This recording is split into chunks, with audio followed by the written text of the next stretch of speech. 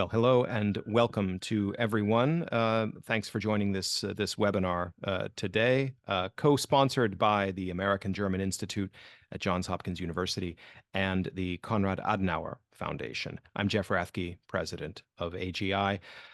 If you thought you were joining the Slovenia-Serbia Euro 2024 match, I can disappoint you, but I'm sure our panelists will have some comments on football in the Q&A session if they are asked. Our headline today is Building New Transatlantic Economic Partnerships.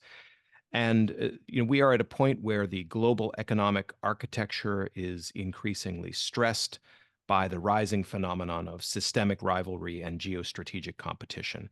And in that situation, economic partnerships are in some ways central to figuring out a way forward and to building relationships that are going to contribute stability, continuity, and also prosperity to the international system. And so we are very proud to be partnered with the Konrad Adenauer Foundation for this fourth year of holding Transatlantic Trade Week.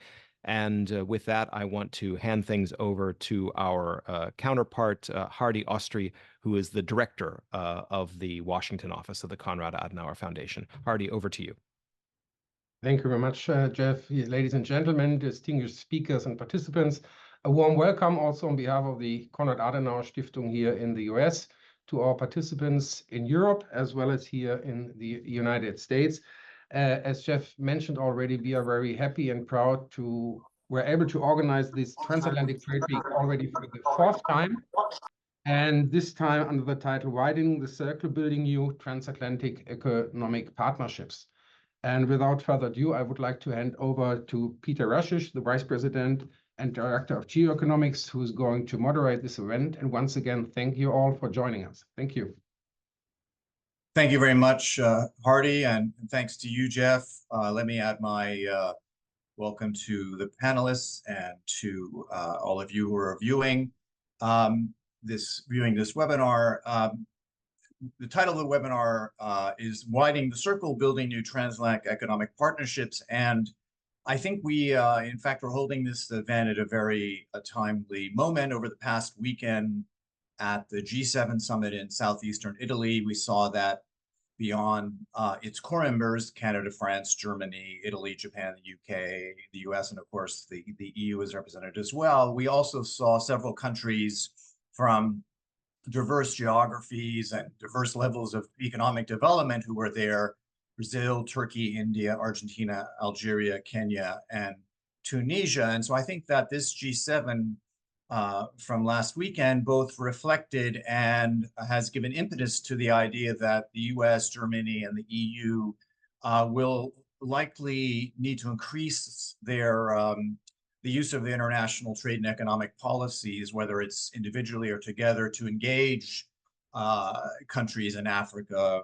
Asia, and Latin America on common interests. And we have seen, in that regard, we've seen, on the one hand, the idea of the global South gaining currency, but I think it's fair to say that the transatlantic economies have a number of overlapping interests and share a number of values with some of those countries. So there is not only a need, but perhaps even some hope that that kind of engagement can be successful. So we will look today at that idea of the transatlantic economies deepening their partnerships with a broader set of countries, what the issues should be that they should focus on as they engage in this effort, what international economic and trade policy tools exist that they have at their disposal, and of course, what the chances of success are in that endeavor. I think we have really a terrific group of panelists today from government, the business community, and think tanks. They are based in Washington, Berlin, and Brussels. So I think we really cover the waterfront nicely. Let me introduce them briefly before we start. Heather Herbert is Associate Fellow at Chatham House and was Chief of Staff to U.S. Trade Representative Catherine Tai from 2022 to 2024. Before joining the Biden administration, she founded and ran the New Models of Policy Change project at EU-America's Political Reform Program and held senior positions at the International Crisis Group and Human Rights First. She was also a speechwriter, a member of the policy planning staff under 2 secretaries of state, and a special assistant and speechwriter to President Clinton. Mikhail Kilper is deputy head of division responsible for economic relations with the US, Canada, and Mexico at the German Ministry for Economic Affairs and Climate Action. Since 2021, he has been Germany's focal point for the coordination of the US-EU Trade and Technology Council, and prior to his work on trade policy, also worked for several years in the field of energy policy for both the German government and the European Commission in Brussels. Dan Mullaney is a non-resident senior fellow at the Atlantic Council. Dan served as assistant U.S. trade representative for Europe and the Middle East from 2010 to 2023, where he was the chief negotiator for trade agreements with the EU and the UK, as well as the trade lead for the US-EU TTC. Earlier, he was USTR senior representative at the U.S. mission to the EU in Brussels, and he also worked in the USTR's Office of General Counsel, and before that he was in private practice as a lawyer. Luisa Santos is Deputy Director General at Business Europe, where she was responsible for international relations and chair of Business Europe's EU-UK task force. She was a member of the TTIP advisory group and now a member of the expert group on EU trade agreements of the European Commission. Before that, she was the chief representative for the Portuguese textile industry in Brussels and later trade and industry manager for the European Apparel and Textile Confederation. And last but not least, Claudio Schmucker is head of the Center for Geopolitics, Geoeconomics, and Technology at DGAP, also known as German Council on Foreign Relations. Before that, she headed DGAP's Globalization and World Economy program starting in 2002. She has published extensively on European and transatlantic trade policy, the WTO, and as well as the role of forums such as the G7 and the G20. We will kick off today's webinar with remarks from the panelists. After that, I will launch a discussion from them, and then we look forward to your questions, whether they're about international trade policy or soccer, but in either case, please try to formulate what you have to say as a question that will be helpful as I direct it to the panelists. And we aim to wrap up by 11:30 Washington time. Why don't we start with a view from Germany? So I will hand it over to Mikhail Kilper, and then we'll turn to one of our American panelists. Over to you, Mikhail. Thank you, Peter. Thank you for your kind words, for the kind introduction, and I hope the technology will work now. I had to switch, so please give me a sign if it doesn't. It's an honor to be here, and I want to start with the remarks from a trade policy view, also from a German perspective, of course, and focusing a little bit on the circle in the title of Widening the Circle. I think that we had seen a change in attitudes over the last years. Trade policy has been more or less dominated by geopolitics. Some people talk about the weaponization of the economy. We see trade as a tool for geopolitical discussions and endeavors. So we have to broaden the scope. And as such, I think we can reframe this whole issue as a risk management approach. And in this perspective, from a risk management approach, I would say that the transatlantic perspectives are rather similar. We know we need to move together in big issues, big global issues such as AI or climate change. We also have similar view towards the questions concerning economic security, being it cooperation and coordination of export control or investment screening discussions. So there's a lot of commonalities. And in this sense of greater alignment, I think we have a lot of the tools in the toolbox stemming from the transatlantic relationship that can be used to reach out to the global south. For Europe, I think currently the key objective is to do more for diversification and to use bilateral trade agreements, Mercosur, Indonesia, maybe India, and hopefully and successfully conclude those in the near or midterm future. For the US, there seems to be a different emphasis. There seems to be a stronger emphasis in industrial policy as we perceive it, a greater friend and reshoring. And in all of that, there are also commonalities to be found, for example, in the Trade and Technology Council. From a German point of view, just a basic remark on the WTO, I think we really need to maintain and strengthen the multilateral rules-based trading system. For us, 60% of our trade happens under WTO rules, so there is a clear indication about the importance that it has for us. And maybe it is also necessary to remind people in the political sphere how good the deflationary effects for consumers are if you have open markets and open trade, especially in times of high inflation. With a view to the global south, I think, and we think we need to build on what we have. So maybe the term global south is too broad anyway. It's concluding a not so homogeneous group of countries, but many discussions on the WTO level, which can be seen as a platform for this, are ongoing, and we think need to be strengthened. For the more immediate things to do, I think the area of action is, for example, the TTC. And from the beginning in 2021, the Trade and Technology Council has been a learning by doing exercise. It's very broad, and sometimes people say it's too broad, but nonetheless, it's also very technical. It focuses on standard setting. It's talking about supply chains and semiconductors. We're talking about the Transatlantic Initiative for Sustainable Trade, and also a lot of cooperation in the digital sphere. And especially the last part, the digital economy and the digital sphere could be an opportunity to reach out to other countries. I mean, we already have the IT infrastructure projects going on for countries like Jamaica, Kenya, Costa Rica, Philippines, and recently also Tunisia.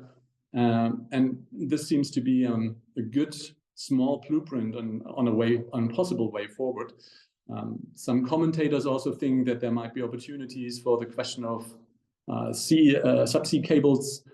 The question of 6G is already laid out in the last statement of the TTC.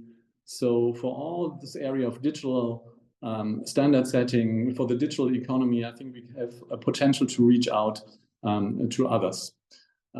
In addition to that, we have the Mineral Security Partnership, originally an initiative by the US government. A couple of countries have joined, including India. And it's also another tool in order to very operationally work on projects, very operationally try to engage partners with a strong transatlantic anchor, but outside of the transatlantic cooperation itself. We think it's very good that the Mineral Security Partnership has developed a second pillar, which was basically decided in the context of the last CTC in Leuven. The European Commission once made a proposal for a critical raw materials club, which was intended to work together with production countries and producing countries. And but there was a strong overlap with the original MSP. So one of the decisions taken was to create the MSP forum, which should include partners not only about consuming countries, but also about producer countries for raw materials. And I think this can be broadened. And I think also the policy track that is part of the MSP forum is not clearly defined yet. So that's definitely an area for work and for reaching out to partners in the global south and beyond. Other topics might include the critical minerals agreement, which we haven't yet concluded with the United States. I think from a European perspective, that is very much intended. And we hope we can progress similarly to the global arrangement on steel and aluminum after the US elections. These are good initiatives, and they also, especially the global arrangement, is intended to have something more than a transatlantic angle, but basically being a club for other players to be part of. So in our view, it makes sense to build on these initiatives. I mean, if you look at the Trade and Technology Council, you can see it as a blueprint. We used it also in the context of India. We have a European and India TTC covering some similar issues to the transatlantic TTC. So issues range from digital connectivity to clean tech and also to trade in a narrower sense. We could imagine a world where we use these tools and the TTC as a new format, as a new approach to reach out to others and maybe start in the transatlantic circle, in the transatlantic TTC, and broaden the scope beyond it. This might, for some stakeholders, not be satisfying. Many people argue that we, from a market access angle, we are not doing enough. On the other hand, we all know that non-tariff barriers to trade are very costly. We know that emerging technologies actually need to have a more holistic approach, because otherwise we will be creating a lot of pain for the future. So I think the way forward, even if it is a little bit boring for some, is to really base work on the operational realities we are having and we are facing. And that includes the topics just mentioned: standard setting, raw materials, digital economy, product passes, artificial intelligence, clean tech, and so on and so forth, because they all feed into a bigger picture and in options for greater cooperation. So this is, for me, the starting point. Ideally, also, let me mention this, we would very much envision to have an transatlantic economic area as a goal. This doesn't really seem to be very plausible in the short term, but nonetheless, let's keep shifting landscapes and even changes in our attitudes inside, because from a German perspective, well, we didn't think 5 years ago that we will buy LNG from Qatar, and now we're here. So things can change, and that might also apply to a more economic area in the transatlantic domain. As a conclusion, I would say technical formats matter. They are kind of new forms of agreement, even if they have not the classical format, and they are a possible and very plausible nucleus for deeper cooperation, including the global south. Thank you. Michael, thank you very much, also for that sort of optimistic view of what can happen during periods of change. Heather Hurlbut, we can no longer look to you for the U.S. position because you've left public service, but we certainly look forward to hearing your U.S. view on these issues. So let me turn it over to you now. Thank you, and thank you so much for having me. I confess I will very much enjoy taking the out of government view on this set of issues, and I will also do something that I learned to do while in government, and I will leave as much of the actual details of trade policy as possible to my former colleague Dan Mullaney. And so I will try to stick a bit more in the geopolitical sphere. But I actually want to start where Michael ended, which is to compare where we are now with where we were 5 years ago. And I think if we take that as our vantage point, it's a really excellent reason for optimism and to give ourselves credit across the Atlantic for our ability to be creative together when circumstances demand it. And Peter, something you said at the beginning, and Michael as well, about the amazing commonality of interests and recognition of where we need to go as a transatlantic community. And if I think back on my own views on these issues 5 years ago, if you had told me we would be in a place with this much agreement on what the goals are, I would have doubted. So that is a good.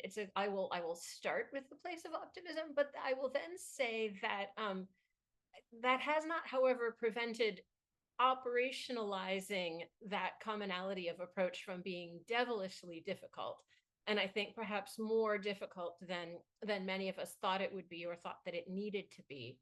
And so I think the challenge we face for ourselves going into this next phase is to really try to push ourselves for the same level of creativity in how we operationalize our shared approaches that we frankly used over the last 4 years to operationalize our common response to Russia's invasion of Ukraine. I have a little more freedom being out of government to say these things, but we simply still don't have a shared set of approaches on how to get where we want to go. And I don't know that we will ever have a fully shared set of approaches. We have two very different economies and economic philosophies. So I think a way that I like to think about it is that the task is to identify where we can work together more specifically and where, frankly, we aren't going to work together most specifically, and we can perhaps agree to disagree and not spend more time arguing about it when we could be working productively in other areas. And I think your highlighting of the Global South as a new area to explore what we can do together is a really good one. I think it's useful to take a moment to dive into this question of what is the global south? Is it even a relevant term? And economically, no, it's not a very relevant term. To think about India and Costa Rica and Malawi in the same context is perhaps not useful at all. But I think not altogether for the good. Over the last couple of years, it has regained some geopolitical relevance, which I think unfortunately shapes our work and creates obstacles for us in the economic space. So to state the obvious, in the wake of both Russia's invasion of Ukraine and the Hamas attacks and the war in Gaza, the global south does now have a geopolitical connotation of a set of countries that is rather frustrated with the preoccupations, priorities, and what it sees as the hypocrisy of the global north. So that is something as global north policymakers, we just have to take into account, like it or not. And second, I think it's also important to note that many of the global south economies, particularly the big ones that we think of in this conversation when we think about who are our bedrock partners. If we were talking about the global arrangement or the mineral security partnership, who are the countries that we most want to bring in? Those are countries that want to industrialize and they want to integrate themselves in value chains. And those are entirely legitimate goals. Those are goals that our policies need to recognize and honor, but they're also goals that really challenge the political constraints that we have on economic policy in both the US and the EU area. And again, I think one needs to start realistically from that when understanding why neither the US or the EU in our bilateral dealings with these countries has been able to do more, has been able to satisfy. How did we get here? How did we get to the place where Brazil is so frustrated with the EU and India is so frustrated with although perhaps India is a special case. But so let us start by saying the challenge is not small. And the challenge is to some extent created by our own domestic political constraints, which are very real and are not going away on either side of the Atlantic anytime soon. And if anything, we've all got to manage very carefully to make sure they don't get worse. So having said that, what are things that we can usefully do? I want to say that I think it's also worth saying at the beginning, and I anticipate some will disagree with me, that given both the domestic political constraints that we all face and what the goals of our global south colleagues are, our traditional tools are perhaps less valuable, right? If we are unable to offer the significant market access that global south countries want, if we are particularly unable to offer it in the kinds of legacy industries that our partners want, we need to not promise things we can't deliver.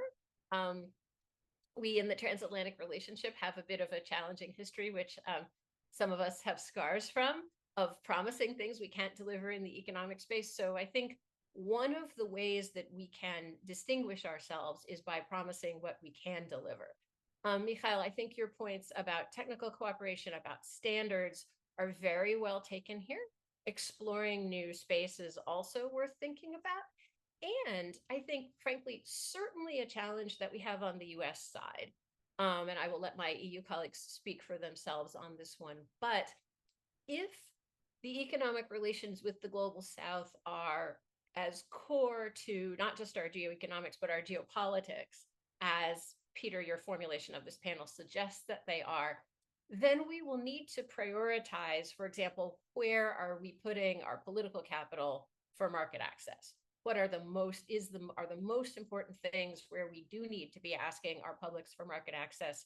Is that critical minerals from the global south? Is that industrializing from the global south? Is that providing alternate markets and alternate models of trade to a Beijing model that right now seems very focused on dumping consumer goods in the global south?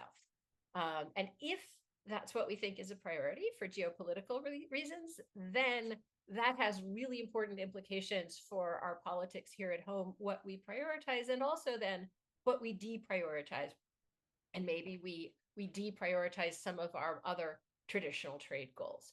As a last note, I want to just say something about institutions. And this is heretical, but I know you'd be disappointed if I didn't say something heretical. And that is that we are, as has already been said, we're in a period of change and reinvention. And so I would urge us to think goals and outcomes first and institutions second. What is it that we want? What is it that we want trade to look like? What is it we want economic relations with the global South to look like? And then how do we get there? It's great that the G7 has in recent years taken on this habit of inviting more and more and a more diverse group of non-participatory countries. That's a really important signal. But all it is a signal. So we have to ask ourselves whether and how we're able to back that up and what that looks like. Similarly, what do our global South partners most want from the WTO?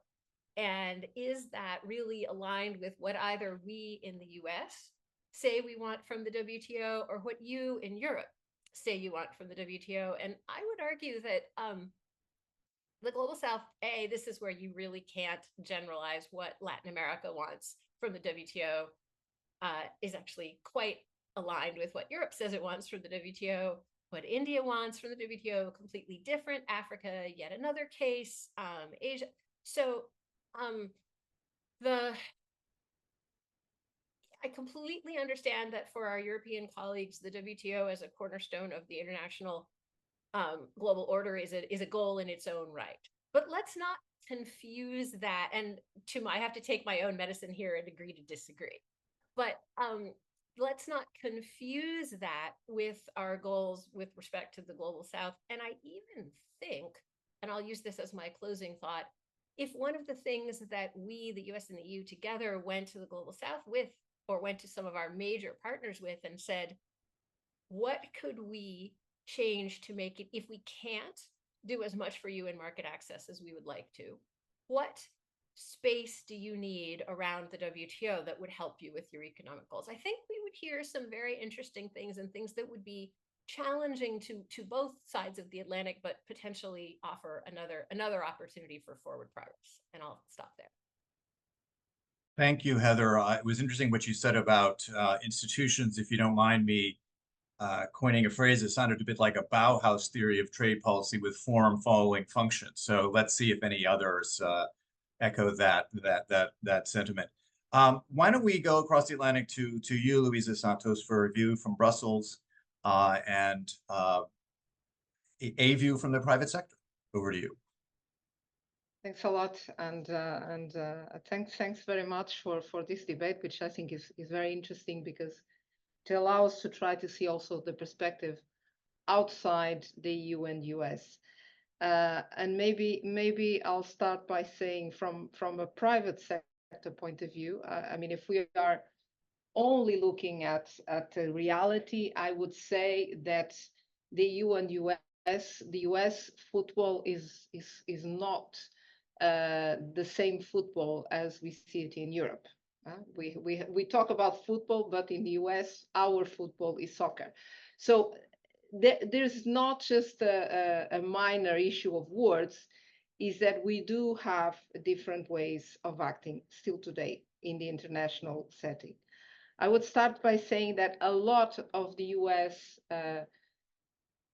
actions in the last years and the US actions with an impact on trade, but also on foreign policy, have all been shaped by China and the views that the US has in view of China and the rivalry that exists with China. And I think this is shaping a lot the positions of the US, including in relations with you, but also in relations with the rest of the world and the global South.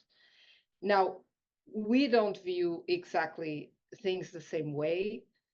We are, and we have been getting closer to the US in many of these topics because of the geopolitical context. That is very challenging, and we know it in Europe since we do have a war in our continent.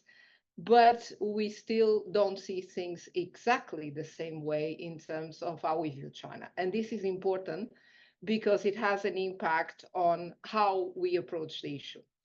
Now, the US has been, of course, adopting already very ambitious industrial policy actions, if we want to say it.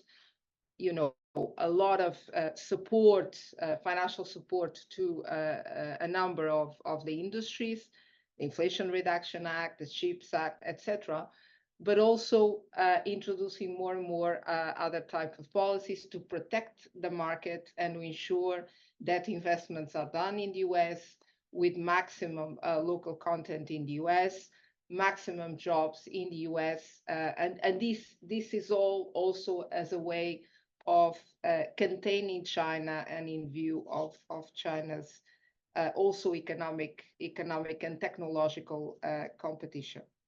Now, in Europe, we are not there yet.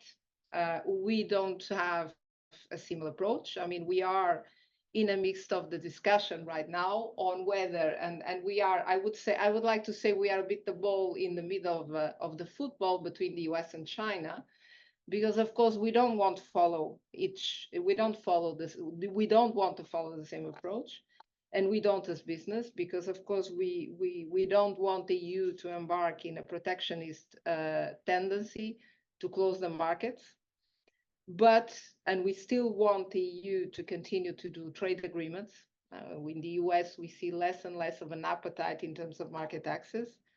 So we will, as business, continue to push for this, although there are forces, of course, more and more going in the protectionist side.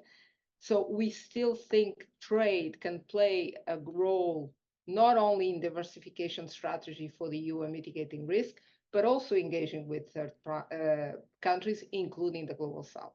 So we did manage to conclude an agreement with Kenya, and we are still negotiating as well in Africa with many African countries and trying to modernize some of the agreements we have there. So we have not given up trade as a tool of engagement with the Global South, and I think the US, at least lately, has. Let's see if this is something that will remain or will change in the future. We also have a different approach in terms of the WTO, because I mean, it was already said that for the EU, the WTO remains an important point.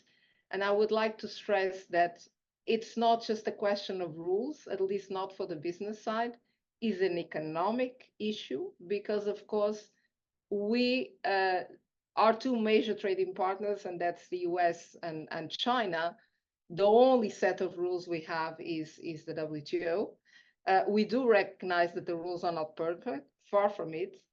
But the fact is, we are not ready to abandon what we have without an alternative model. And we are not in the business of power playing as European Union. We normally are in the business of rule playing. And I think that is important that we stick to the rules. This does not mean that we should not look to other ways of modernizing these rules. And that's where I also see a part of working together with the US and with some countries in the Global South, the ones that are willing to do so. I mean, we are talking about e-commerce in the WTO. We know that we have the moratorium on customs duties on electronic transmissions that was extended until March 2026. But then if we don't manage to agree on a plurilateral agreement with the coalition of the willing, we will be confronted with a very hard reality of having data flows and data content potentially subject to duties, something that would not be in the interest of us, developed economies, but neither in the interest of developing economies. So I definitely think that's an area for cooperation. The other area where I see cooperation, and I think the other speakers already mentioned it, is in investment projects in critical infrastructure around the world. We are trying to do that already, and I think we need to do more if we want to present an alternative to China. So can we work together to build up capacities and present a real alternative to the China model in many of these countries. Let's not forget one thing that I think it's important. I mean, these countries want investment. They are no longer just, happy with, okay, you open your market, we sell goods. No, they also want to attract investment. They also want to create jobs there. Are there opportunities there also for EU-US cooperation? I think there are, and companies are already doing it, despite that we are also competitors. I think this is the reality. We are at the business level competitors, but we do have opportunities in this area. Maybe the final point that I would add is this: the US and the US hasn't. We have to do a significant effort as European Union to improve our image vis-a-vis third countries, and particularly the ones in the global south, or whatever you want to call it, because in the context of the Green Deal, we have introduced a number of legislation that will be implemented in the coming years, talking about deforestation, carbon border adjustment measure, the due diligence, the forced labor ban, that could potentially have very negative consequences in the access of these third countries to the European market. So we have this additional element that means that we need, as European Union, to do much more of an effort to show to third countries that their access to our market is not going to be limited in the future. So we'll definitely need to do much more capacity building dialogue with these countries, something that we have done and the US doesn't have. But I think also here, if we can work together in improving sustainability in third countries, is something that I think we should. Also here we have different approaches. I mean, we had this discussion in the context of the critical minerals agreement, but I think we do agree on the objectives. We do agree on the need to increase sustainability standards in third countries, including on critical minerals. So the question we need to fine tune is how to do it in a way that satisfy the EU and US and the third countries. And here, I think we still need to do more work. Thank you. Thank you, Luisa. So if I understand you correctly, it sounds like you think there's work to be done at all the levels: multilateral, plurilateral, bilateral, and also what you call autonomous, when you, as you just brought up, the CBAM and what the impact on countries in the global south. Let's go back to Washington. I'm now have the pleasure of turning it over to you, Dan Maloney. Super. Well, thanks very much, Peter. Thanks, Jeff. Thanks, Hardy. And I've really, really appreciated the comments of Heather and Michael, which I'm in violent agreement with. And Luisa's comments are always super perceptive on the EU side. I think when it comes to widening the circle, there are three trends that I think are really interesting. One is that increasingly over time, the US, EU, German discussion has been about cooperative efforts towards joint objectives. We've shifted away from, not entirely away, but increasingly away from bilateral disagreements, more focused on the common objectives that we need to work together on. So it was pretty much a sideshow when we had the tech and the high-level regulatory cooperation forum in the early 2000s. By the time we had the TTIP negotiations in the teens, it was the third pillar of TTIP was global challenges of common concern. By the time you get to the TTC, the entire sort of trade pillar was global challenges. So you can see this growing realization that there's much to be got out of the United States and the European Union and Germany working together towards common objectives. And some of that has to do, as Mikhail said, with the more increasingly geopolitical nature of trade. I think a lot of it has to do with the new challenges that we have, including non-market economy policies and practices, newly discovered supply chain vulnerabilities, climate change, the range of sustainability issues. There are all kinds of reasons that we are increasingly working together towards common objectives. The interesting thing about that is that our common objectives, I believe, and I think we both think, are probably also common objectives of third countries. And I am going to avoid probably the use of global south because it is a diverse group and it really is a question of who outside the U.S. and Europe. And I think a lot of the things we've identified as global challenges, predatory investment practices, non-market economy policies and practices, the need for open and transparent regulatory processes, the need for open and meaningfully with respect to input, standard setting, climate change, supply chain resilience, I think I probably already mentioned. These are our objectives, but I think they are all also objectives of third countries. But they're also, and this is becoming increasingly clear, if the third countries aren't brought into the conversation in some way, they can very much act as a spoiler role.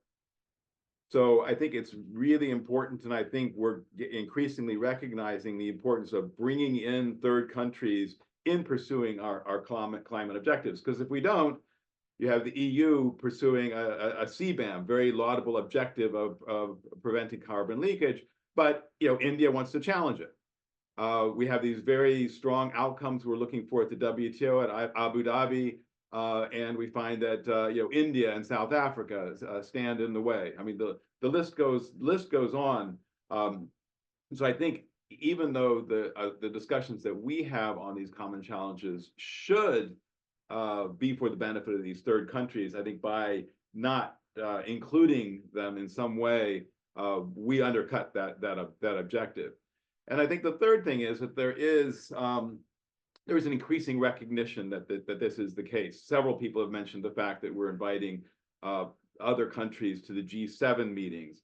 I think Mikhail also mentioned a very good example of the global arrangement on steel and aluminum, which is essentially a bilateral discussion between the United States and the European Union, but which specifically envisions expanding the club to include third countries. You can probably talk about the TRIPS waiver discussions as being an example of the need to take into account the views of third countries.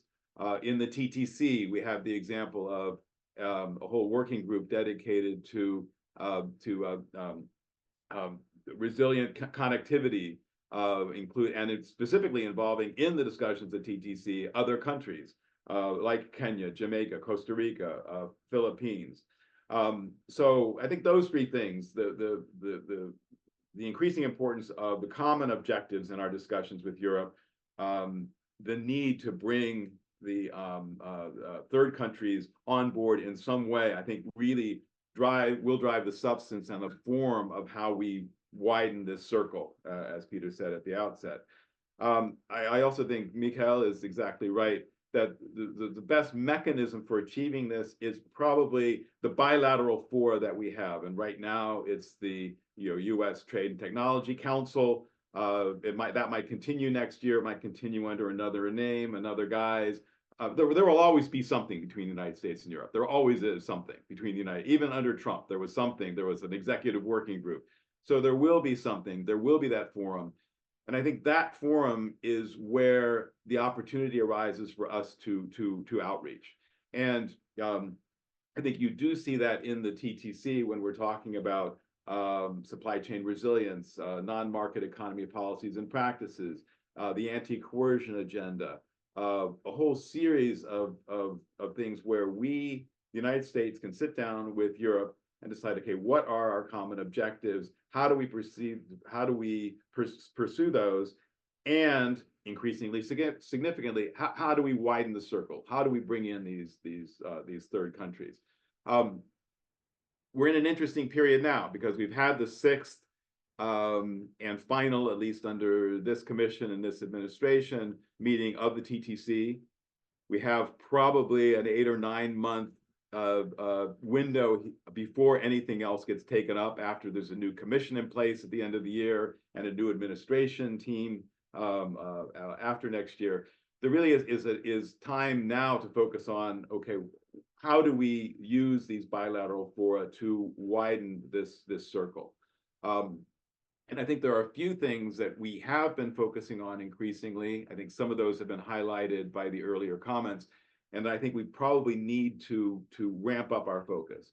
One is, and I think Heather and Mikhail and to a lesser extent Louisa made this point, you know, we don't agree on everything, but we agree on a huge amount.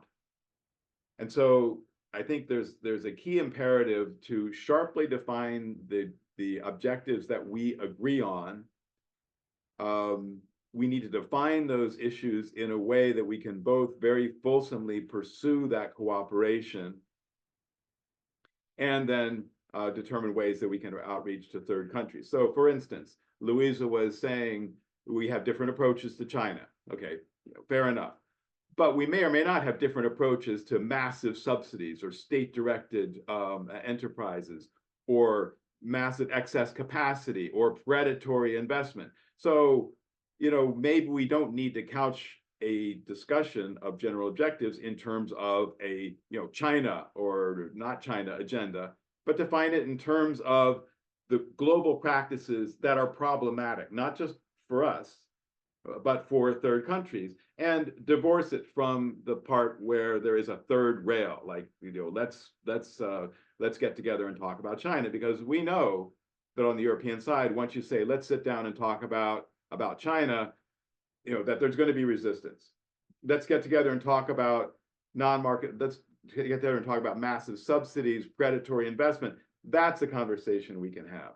I think the other thing that we need to do is, you know, there is, I think very appropriately, and I think Louisa was pointing this out, you know, we share a lot of objectives. We do things differently.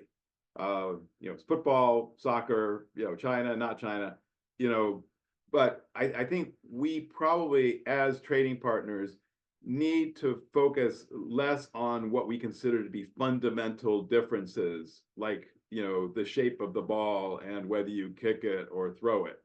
So I think we need to focus ourselves on the things that we agree on, and recognize that it was pretty easy to say, oh, we have all this long list of differences between the United States and Europe with respect to China, our attitudes, our philosophies, our economies. Okay, it's all fine. But compare the two of us to much of the rest of the world, and those differences, I think, virtually disappear. I mean, the differences that we have between us are really very minor compared to the differences between us collectively and the rest of the world. So there's so much more that we agree on. I think we need to sharply define those issues, and be ready to pursue them jointly when this next forum takes off, and whenever that is, March or April of next year. The other thing is that with the recognition that we need to be involving third countries, there needs to be outreach to other countries. We need to widen the circle. You know, in a bilateral forum like the TTC, there are various mechanisms to achieve that, and I think we need to sharply define those.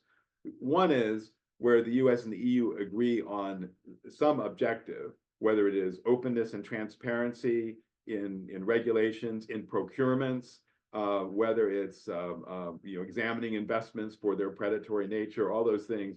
And if we agree on certain principles, we can each go off and in our own individual separate initiatives pursue those common objectives. So we operate in parallel. So the United States has IPEC in the Pacific. The European Union has its counterpart. We have a whole agenda in the Western Hemisphere. Europe has its outreach, as Louise was saying, relatively more free trade agreements than the United States.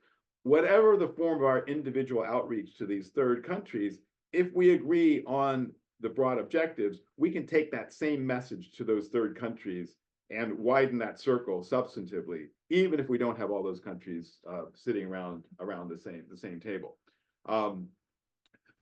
But we can also, in certain specific areas, widen the circle in terms of specifically involving third countries in particular discussions. I can imagine very well at some point when the US and the EU reach some arrangement on global steel and aluminum, yes, then you do invite other countries to the table and make sure that they have a fair shot at engaging in sustainable and market-based trade.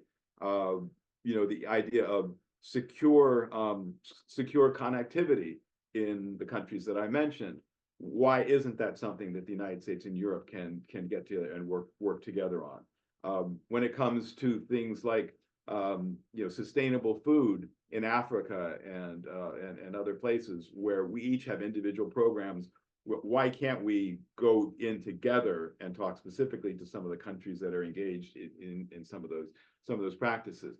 So, and we can also coordinate. I mean, for certain issues, it may well be the case that the United States and the EU can sit down together, approach third countries, and encourage certain things like good regulatory practices, open standard setting, anti-corruption, investment screening, climate change policies. So there's a range of things that I think we can agree to do between ourselves to widen the circle, and different ways to do that, either in parallel, together, or even coordinated. I already made a point that I wanted to make, which was, we have a window here where really no new initiatives are probably going to be happening. We had the final TTC meeting. Now the question is, what happens next year? Now is a great time for the US and the EU, Germany, private sector think tanks to lay out a program for expanding the circle and for cooperative efforts that can start in March or April of next year. My final comment is that the new challenges that we have, climate change, supply chain resilience, this drive on both sides to engage in industrial policy, all of these things are going to drive us individually towards regulatory initiatives. The EU will have a CBAM. The United States will pass an Inflation Reduction Act. We will have the US will have a CHIPS Act. Europe will have a CHIPS Act.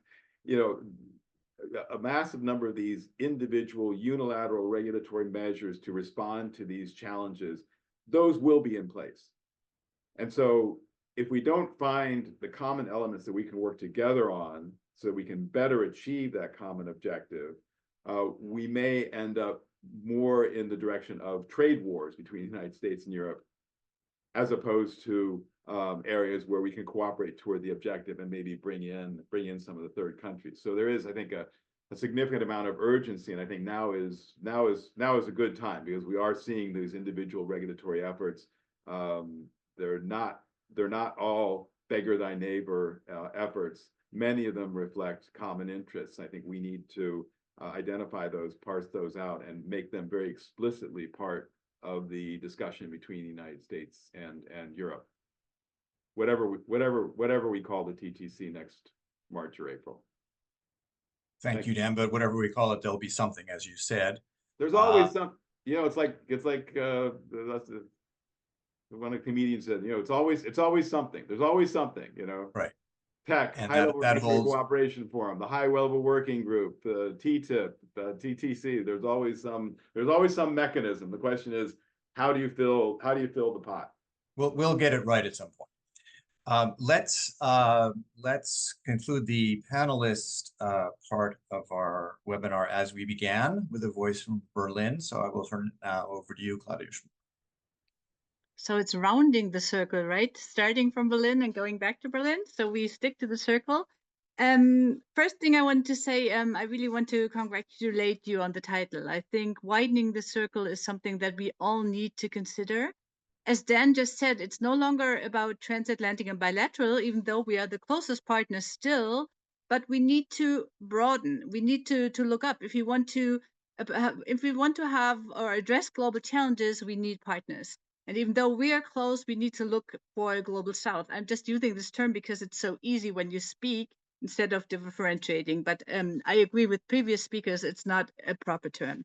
So my first point that I want to make is that everything turns in the wrong direction if we want to widen the circle. And just let me point out some brief things. We all know we live in a geoeconomic environment. We have a war on the European continent. We have a war in the Middle East. We have a rivalry between China and the United States, even though I would like to put Europe more into the United States corner and not in the middle in between. But in this kind of environment, I see 4 trends. I think someone else had 3. I have 4. And I think they all point to a wrong direction. And let me point to more trade fragmentation, having the transatlantic partners, despite the difference that they have, and the G7 countries in one corner, and the global south in another corner. And this is, I think, we need to realize that everything's turning in that direction. The first one is we have or experience increasing trade uncertainties and supply chain disruptions, which will lead countries to nearshoring, to regionalization of supply chains. The second point is we see a securitization of trade agreement, which means trade relations are seen now through a security lens, and countries no longer want to have this kind of interdependence with other countries, but it's seen as a danger because it can be weaponized.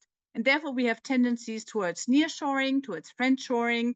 We have a tendency to shift production to friendlier so-called G7 regions, away also from the global south. The third trend that I see is increased government intervention. The role of government in this economy is rising, and industrial policy is taking on a new geopolitical and geoeconomic importance. In the United States, we have the Inflation Reduction Act, but in Europe, we do something similar. We have the Green Deal Industrial Act. We also have a CHIPS Act. So there is a danger of a subsidy race between the transatlantic partners, which should be avoided. But it's also to the detriment of countries who do not have the money to invest in their economies. So we have also problems for developing countries, for emerging market economies. And the last trend that I want to mention is the WTO, which was mentioned also in the previous speeches. Global rules are increasingly circumvented and ignored by major trading partners. And we do see a tendency towards power-based system, ignoring global rules. And this is also to the detriment of countries, of smaller countries, of emerging market economies who need these kind of global rules, who are defended by global organization. So these four trends pose the danger of fragmentation between the transatlantic partners, between the large trading powers on the one hand, and countries of the global south. But in contrast to that, we see that emerging economies in Asia, in Africa, in Latin America, and other parts of the world are increasingly becoming drivers of global economic growth, and increasingly setting their own agenda and perspectives in the international economy. And therefore, we really need to improve our partnerships with countries of the global south. And this is why I like widening the circle so much, because I think it's no longer about democracies or autocracies. We should widen the circle to reliable countries of the global south. And I just have very few recommendations so we can enter into this discussion. I want to briefly touch on the bilateral, regional, and multilateral level. I promise I'll be brief. I start on the bilateral level with the EU perspective. What's really important when I talk to embassies here in Berlin, we need relationships at eye level. We really need to listen to the concerns that they have in the trade and economic relationship with countries of the global south. The first is what I would recommend. I think Luisa also mentioned that, offer market access, ambitious free trade agreements. We have them all negotiated, or a lot of them that need to be ratified. The EU-Mercosur, EU-ASEAN countries, EU-India, and it's not as easy as we would like to have them. So we have very much opposition within European countries. We push for that, but it's really tough to move forward. But still, I think we definitely need to try. And I think the second point, we enhance our outreach on contested issues. Because whenever I talk about EU and common approaches, the first thing I hear is CBAM and deforestation regulation. And we are seen as a region that is increasingly unilateral in their approaches and not multilateral the way we would like to see each other. So I would say we need a lot more outreach on these issues, and also to connect the environmental concerns, these trade and environmental concerns that we have, with capacity building in the third countries, because that's really something that we need to do to enhance the partnership. Otherwise, we will just be confronted with these measures. The second level is regional. I think Dan also went into G7 versus BRICS plus. This is definitely something that needs to be avoided. We do not want the G7 to be seen as something that's against BRICS plus. So the G7, I think, should collectively promote partnerships with reliable partners, look for selected countries that we might invite on a permanent basis, not only as guests, and maybe also invite leaders of the most important regional arrangement on a permanent basis. Just make sure that we are not seen as the West or the old West that wants to go against the new or emerging market economy. And lastly, the WTO level, again, listen to the concerns of the emerging market economies of developing countries and see whether we do have a common agenda. I mean, we always mention India and South Africa. They're very difficult, but we had a common submission by the African group on policy space that was connected to the European submission on industrial policy. So if you have a smaller level, there are ways where we can move forward together. And it's not only the EU or the United States against countries. We have to look at commonalities, and we have to do that much more. And the only way forward for the WTO, especially after MC13, are plurilaterals. I mean, we will have minor multilateral progress, but the way forward is through these coalitions of the willing. And here we need to make sure that it's that we also have the capacity building for developing countries and emerging market economies to participate, that this is not a hurdle for them to have separate negotiations in these coalitions of the willing. I think this is the way forward. And even if India and South Africa refrain from having them in the framework of the WTO, this is the only way how we can proceed. So to sum up, we need to avoid this increasing fragmentation that we see. We should stick to global trade as much as we can. Decoupling from Russia is important, de-risking from China is important, but we should try to have more eye-level partnerships with reliable partners, with emerging market economies and developing countries. Thank you so much. Thank you, Claudia. And I want to pick up on what you just said about the WTO, but before I do that, let me remind viewers that if you'd like to ask a question, please use the Q&A tab, which is for most of you probably at the bottom of your screen.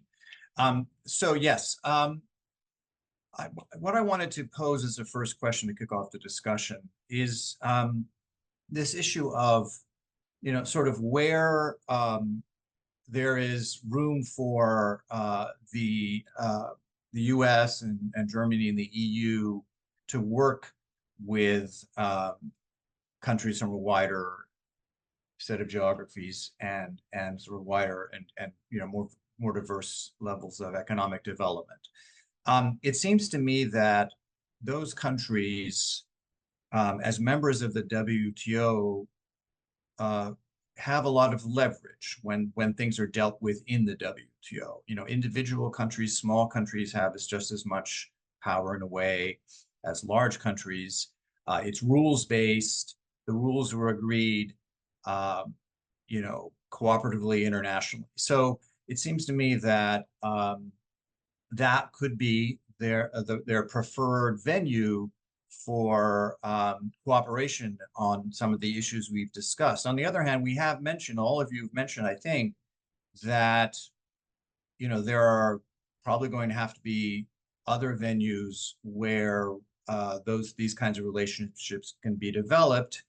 I think it was mentioned, for example, the TTC. You'd start with the TTC and then kind of open that up. The example of the steel and aluminum discussions and GASA were that was mentioned. So my question is, how can we incentivize countries of what we're calling global South for this discussion to work with the US and the EU in fora beyond the WTO, because, for example, that just may be the more efficient, faster way to do things, if when that might require some of these countries to give up the leverage that they have as members of a rules-based, universalist organization like the WTO. And especially, again, as many of you mentioned, at least the United States is not in the mood for the moment to grant a lot of market access, which could be an incentive. So how do we incentivize these countries to work with the US and the EU when we're talking about levels of cooperation below the WTO? Anybody want to take a stab at Dan? Thank you. Yeah, I think I think we need to look at the things that we agree on as common objectives, which we also think are appropriate for third countries. And first get agreement between ourselves. I mean, the ideal thing is, of course, everybody gets together, you know, well over 100 members of the WTO. We all hash out, you know, global rules, and those are the new global rules. That hasn't proven realistic because, you know, as you say, you know, the leverage that some of these countries have in the WTO, they've mostly used to block any progress whatsoever. So that's a whole kind of unhelpful dynamic. But I do think, you know, if you start bilaterally with these objectives and then you find ways to expand the circle selectively, I think that's, you know, that's the way to you start small, you build into a broader circle, including potentially plurilateral agreements among the coalition of the willing, which is a lot of the discussion of perhaps the way forward of the WTO. And you build a consensus globally, but starting from a core. And I think, how do you incentivize the third countries? I think you have to identify issues that are in their interest. So I think Louisa was mentioning, okay, these countries want investment. Okay, well, you know, I think both the United States and Europe would say, well, it really matters to you and to us what kind of investment. You know, is it the predatory kind of investment that leads you into the debt trap and is maybe facilitated by a certain amount of corruption? Is you know, that is the road that many countries have gone down. Is that the right road for them? Probably not. Is that a good road for us? Probably not, because our companies who might like to invest in those countries are being beat out for the procurements and the investment opportunities by more predatory agents. So that would be a good example potentially of if the United States and the EU agree on the principles of openness, transparency, provisions against corruption, that would allow for open competition for investments in these third countries. I think that's the kind of thing that the third countries would also have an interest in. We would have an interest in. Our stakeholders would have an interest in. And I think those are the kind, and that's an example of an objective that we have that we would share with the global South or the third countries, and therefore would be able to get to the table. I think there are a huge number of issues like that we could decide how to outreach to the third countries with. Would anyone else like to jump in on this question? If I can. Louisa, please. Yeah, I agree with Dan, but one important thing is that we should not appear as lecturing the third countries, because the issue is always the same. Is if we start, and I agree, we need first to find a critical mass to build in the coalition. But I think that if we're really serious about changing the way we are perceived, and whether we feel that and that these countries also feel ownership from these principles and these rules, is that we need to involve them at an earlier stage in the discussion. Because otherwise they will keep on saying, okay, well, those principles are very nice, but what we really want is, you know, we want to have access to, I don't know, goods that we need for our climate transition. So we need to think that their needs are sometimes very basic and different from ours, and we need to accommodate. I think one of the areas definitely that we should be looking at is how we transfer more technology, more goods, more investment into these countries in the prospect of addressing climate change. And that's why, I mean, we're also very interested in exploring also here, you know, this Transatlantic Initiative on Sustainable Trade with the US, because we do believe that if we really want to convince these countries to do more on climate change, we need also to be prepared to transfer some technology and some investment to these countries so that they can also buy in on the principles.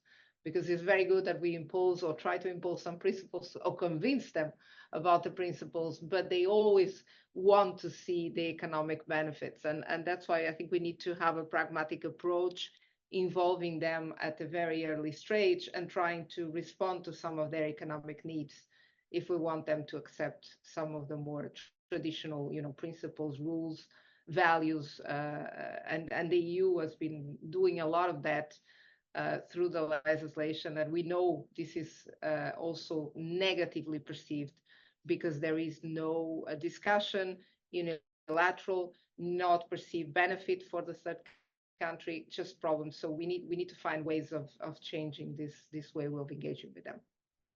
Dan? I have to say I do totally agree with Louisa. The model in which we or alone or jointly with the EU go in and start lecturing third countries about how they should run their system, that will never work. What can work, and what I've seen work, is approaching these countries, maybe with the involvement and backing of the businesses in the United States and in Europe, and telling demonstrating to these countries that with a certain amount of regulatory openness, predictability, rule of law, that this isn't like we're lecturing you about how you should run your country. This is here is, if you did these things, you would encourage investment. If you want investment, this is a good way to encourage investment. So you're not lecturing the countries, but you are saying, here are all the businesses who would really love to increase their investments. And I've been on any number of trade investment framework or agreement discussions and negotiations where this is the case, that you can say, hand over heart, that if you address these particular issues in your country, that investments will come. I think that has to be the key. The other factor, and I know we got other hands raised, but the other factor, which is interesting, of course, is that we have a joint interest in lack of corruption and openness and transparency, but we're also competitors in these markets. So the U.S. government would like investment opportunities for their companies potentially, and same with the EU. So I think there is a fine line where you have to agree jointly on what's the overall message in terms of openness and transparency, rule of law. But at a certain point, some of the discussions you have are advocating for your own stakeholders as opposed to common U.S. EU stakeholders. So you have to find that common area where we agree, and before the competitive differences between us come into play. Gloria. Yes, I also want to support what Louisa said, because when you talk to countries, and I call them Global South, they say we no longer talk about trade, we talk about trade and. It's always about trade and sustainability, trade and security, trade and technology. It's trade and they just want market access and development is their primary focus. So these two things need to be connected. We can't just come with deforestation and say, this is the way to go and please adhere to our bureaucracy. We need to look at their development concerns and the concerns that they have. And this is why I think the way to go is, and this is also something Louisa mentioned, is we need to really think about capacity building, technology transfer, and investment in sustainable industry. So if we have these objectives and they have development concerns, we need to connect this. We need to connect these 2 points more in all the approaches that we have. Thanks. Heather. Rather than suggesting that what we want is an expansion of the TTC model, sounds rather more like what the US and our Asian allies tried out in the Indo-Pacific Economic Framework, where Secretary Raimondo in particular worked with partners to generate a lot of interest in new investment, and where there were these connections of other issues. And it also, though, of course, mentioning IPEF also brings back the political constraints that we have on our side here, the frustrations about lack of market access, and ultimately, of course, the political anxieties around the trade pillar. But I will say that that's a model of working both with developed country security allies and emerging markets, where actually people put a lot of very hard work into exactly these corruption issues and technical barriers and labor rights and ESG and all of the sort of cloud of other issues that make trade easier or harder and investment more or less successful. So I do think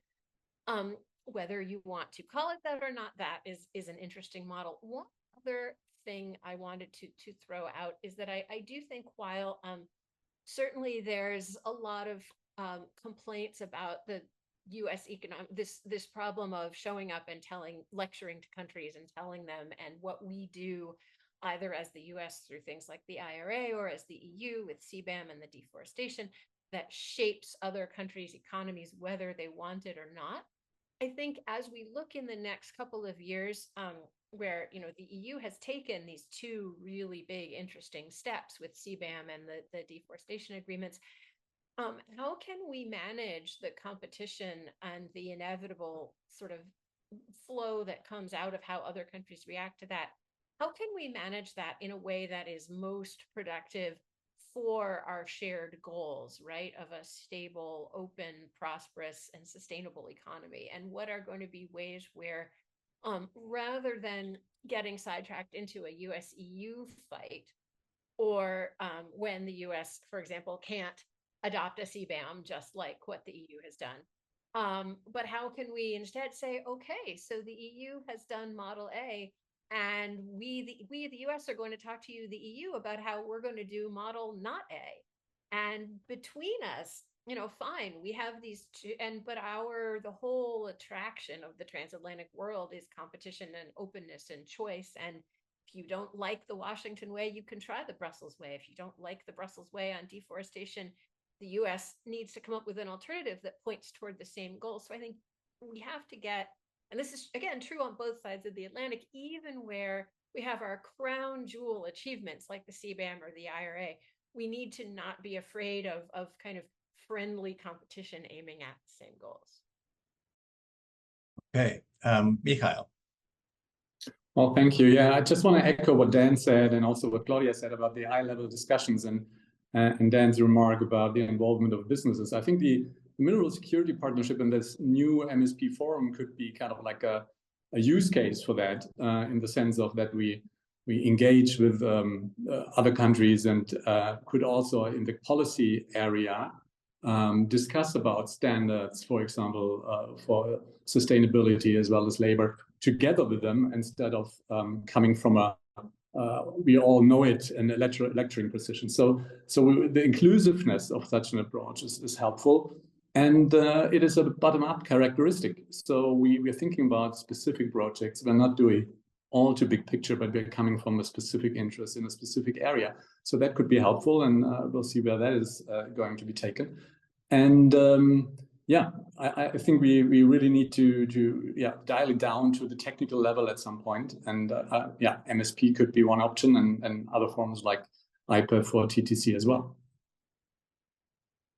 Thank you. Let me share two questions that I will kind of put into one with all of you that come from the viewers. And that has to do with the kinds of agreements that may be useful to get to the goals we've been describing. One question asks whether international investment agreements or bilateral investment treaties, I guess either new ones or updated ones, would be a useful way to, a useful tool. And the other one asks about, trade agreements, an FTA, a regional FTA like the EU-Mercosur agreement. Is that one, does that have some kind of genetic defects because it was proposed 25 years ago, or rather is that still a document that can be updated to be relevant to the kinds of concerns we're discussing today? So those are two questions from viewers, and I offer any of you the opportunity to reply. Is that a new hand from you, Mikhail, or is that from... Okay, so I think I see a new hand from Dan. Over to you. Yeah, I think we should look at the broad range of possible kinds of agreements to pursue these objectives, and I think it's probably clear politically and maybe pragmatically that the traditional FTA that we've always done doesn't really have the political support. It's raised a lot of concerns about loss of jobs and loss of investment. But I do think that there's plenty of space to be creative and go into agreements, even comprehensive agreements that focus on things like sustainable trade, like market economy trade. Look at different rules, different disciplines that can, instead of favoring the pure low-cost producer all the time, regardless of the external cost, favor trade in, in products that are produced using high labor standards, or products that are, that are low carbon intensity, or products that are, and you can also have various comprehensive agreements that do focus on new areas of, say, labor protections, including in third countries. I mean, the biggest issue probably between the United States and Europe is really more, what are the competitive problems and the moral problems faced by slave labor and other forms of labor in third countries. I mean, you can have comprehensive agreements that encourage trade, that encourage investment, but that do it in a way that promote high labor standards, that promote sustainable trade, that promote market economy trade. So I think, we're probably beyond the point where you can pull out the old FTA model, even the European model, and say, okay, let's do this. I think you really have to pull it up and ask the question in each instance, is there something you can be doing different in this agreement that addresses the current challenges, which, as I said, include labor rights, include sustainability and climate change, include vulnerable supply chains. So I think, similarly, I think the question referenced bilateral investment treaties. I think that the standard old bilateral investment treaty, has really lost political support, because, the idea of subsidizing, companies that want to, take their investments out of Europe and into Africa, there's just not a lot of political support for those anymore. But you can take those things and, tweak them or modify them in some way to address the current challenges. So I think we need to be creative, because the old tools are probably inadequate to the task. Louisa.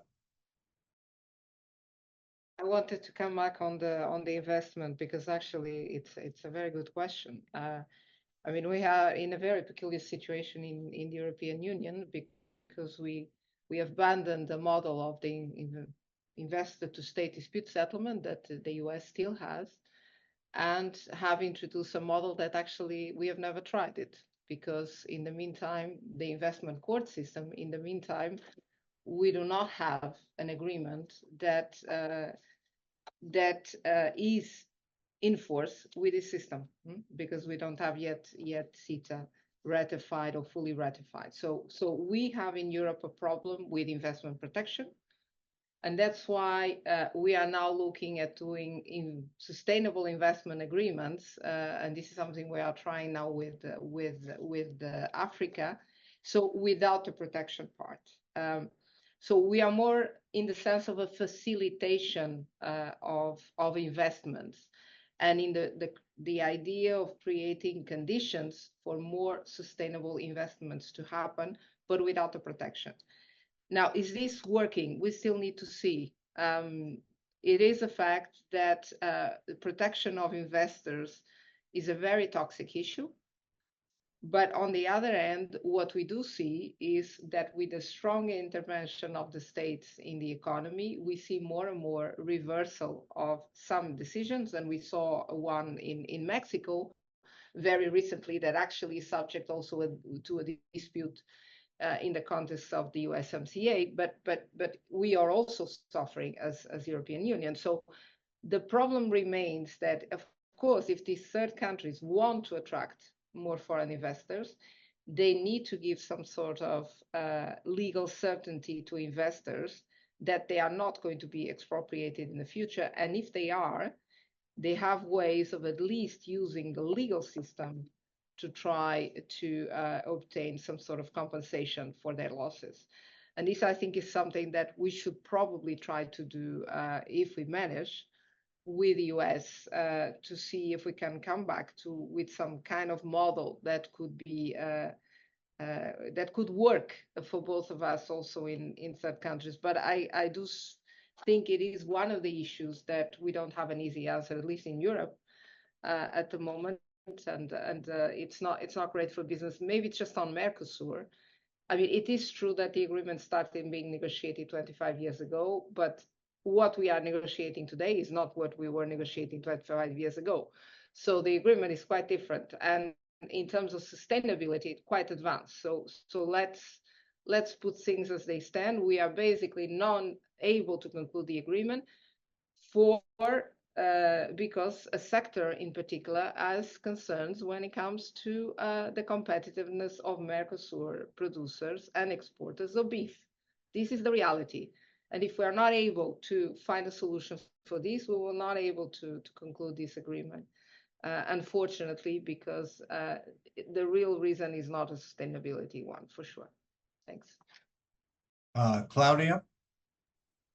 Yes, thank you. Just a quick follow-up on EU-Mercosur, what Luisa just said. It's a very important agreement. It's true, it started a long time ago, but all the necessary parts are in the agreement. It would show or signal that we are a partner who can still negotiate market access. It would show that we can have trade agreements with countries where China is already present, where we can offer a sustainable solution. It would show that in this geoeconomic environment, we are able to offer the Mercosur countries something, and being a new partner. And just looking at us, we need the rare earth from that region for the green transition and the digital transition. So it's a huge agreement that we really need. It's old-fashioned in a way because it includes investment.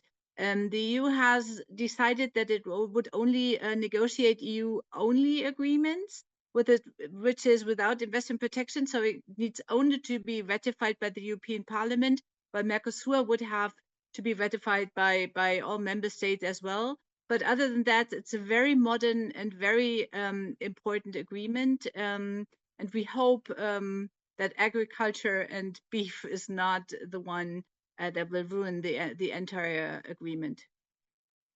Before we sign off, I wonder, Heather, if you'd like to comment on this issue of the gas negotiations and how we incentivize that to be attractive to a wider set of countries beyond the US and the EU. Yeah, thank you. I wanted to be sure to come to the viewer's question about that, because I actually am very optimistic that we could get to closure on that between the US and the EU, and that we would then have a very enthusiastic circle of additional countries that would want to participate. That the level of political will is so high, the level of support from stakeholders in both the US and the EU, both labor and the industry, to get that done. And, you know, what's needed is the creativity and the political space, I think, when both sides feel that they have the opportunity to explore doing something differently from how we've done it in the past. And I can't resist, Peter, because you coined it earlier.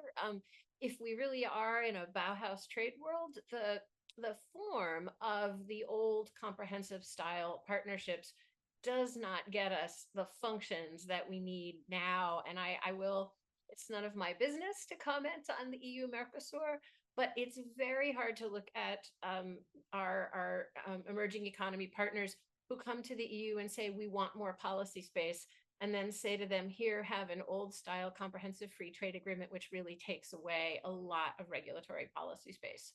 So that's my answer to your previous question. And I wanted to be sure to leave us with a note of optimism by saying that we have both the political will and the ingenuity to get a steel and aluminum deal across the finish line next year. Well, thank you for that. I can't argue with a note of optimism at the end.